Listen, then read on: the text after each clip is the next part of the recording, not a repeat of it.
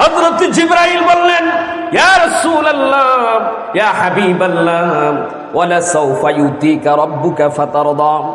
আল্লাহ পাক আপনাকে বিশাল অফার দিয়েছেন, আপনি যতক্ষণ পর্যন্ত সন্তুষ্ট না হবেন আল্লাহ পাক আপনাকে দিতেই থাকবেন, দিতেই থাকবেন, দিতেই থাকবেন।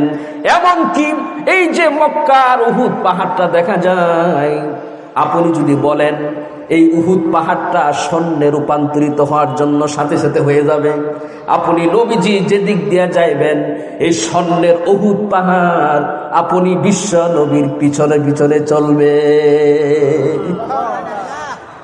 চান আপনি কি চান, যেটা চাইবেন আল্লাহ পাক মঞ্জুর করবেন।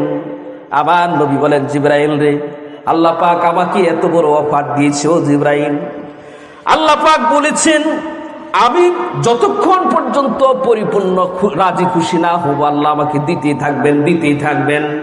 ও জিবরাইল, আমার পক্ষ থেকে আল্লাহ পাককে জানায় দাও আমি নবী ততক্ষণ পর্যন্ত রাজি আর খুশি হব না যতক্ষণ পর্যন্ত আমার একটা গুনাহগার উম্মত জাহান্নামের ভিতরে থাকবে।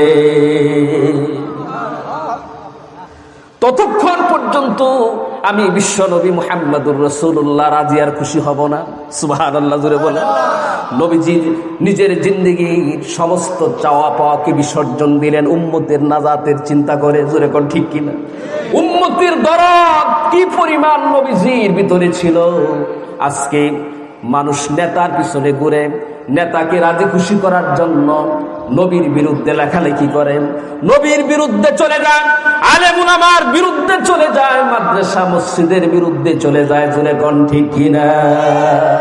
অথচ তোমার নেতা তোমার জন্য কয়দিন রক্তাক্ত হয়েছে, তোমার নেতা তোমার নাজাতের ফিকির কি পরিমাণ করেছে, তোমার নেতা তোমার জন্য কয়দিন জেল কেটেছে। বিশ্বনবী মুহাম্মদুর রাসূলুল্লাহ আমাদের বিশ্ব নেতা, বিশ্বনবী আমাদের কলিজার টুকরা, আমাদের জন্য সারাটা জিন্দেগি কেঁদেছেন।